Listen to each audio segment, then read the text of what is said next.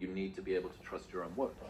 And a lot of us don't, because life is very convenient, and it is easy for people to not stick to the promises that they set themselves, because our ability to be idealistic is always going to outstrip reality's ability to deliver that to us. As soon as you posit an ideal, you then begin to compare yourself to that ideal. And true hell is when the person that you are meets the person that you could have been. Huh. Sometimes I ponder how, you've probably seen this in your own life, I'm sure you have, where you'll have a friend in your life. I've got a couple of friends back home who I've tried to help in some way, maybe give some advice when they're struggling in their hardest times, and the advice has been ineffective. And then you've got another friend who will just need one idea. They'll be listening to a podcast, and one idea will be the seed that changes their life. I often think that I overestimate the power of words, because everything you've said there makes perfect sense. Mm-hmm. But we both know that 95%, maybe more, of people that have just received that, it will not convert into any kind of behavior. Habits are hard to break, man. And the habit of not doing things is unbelievably difficult to get past. It's one of the problems with anyone that listens to your show or my show. You will love being cerebral, right? You will love the idea that I can God, use these guys cognitive are horsepower smart. to just get myself out of problems. And Pat, I there just is wanted a you to. case I of don't listen to learning as junk. masturbation, right? And believing that learning about something is the same as enacting it, and it's not. That's why it has to be action first. A quote from one of my friends that he uses when he's thinking about a concept is, "Does this grow corn?" Basically, is it useful? Tell me how I can use this in my life.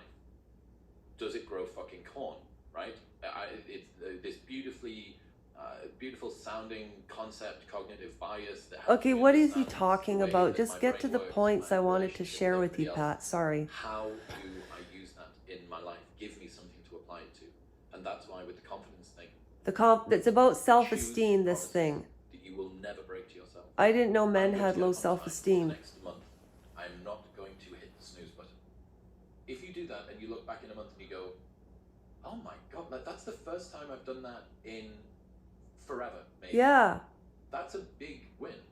Is it? And you can do the James Clear thing. We'll write it on a board. We'll track it. What gets measured, etc., etc. But the main thing is just keep promises to yourself.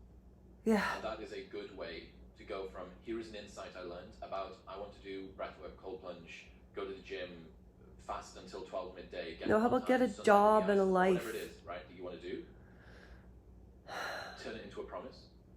Don't break the promise. You know, Pat, I've been writing this guy to try to get on that show because I know you think that. I don't know what you think. I don't know. I'm not going to say anything. It's not too intimidating that you lose motivation, but it's not too small that you lose motivation as well. You can lose motivation on both ways. And so it's the same with crosswords and video games. They get incrementally more challenging to keep you engaged. The size of that first step is I think, a central point there, because when people listen to podcasts with people like me and you or Andrew Huberman, and they hear that they've got to maybe get up at this time, go outside, gaze, put their feet on the ground, cold plunge, and I go, I'm going to do that. And I set that as my first step. Yeah. I'm set up for failure. Yeah. How important do you think the size and the subjective? This is what I was. That first step you take to build trust with yourself is, and to start that discipline. The goal isn't to have the perfect daily routine tomorrow. The goal is to still be winning your daily routine in 50 years' time. That's what you did, expand Pat. your time horizon sufficiently, you will realize that very, very tiny steps can compound. Look at the graph of mine or your followers on Spotify. Okay, Especially mine, that's enough right? of that. Because I was doing my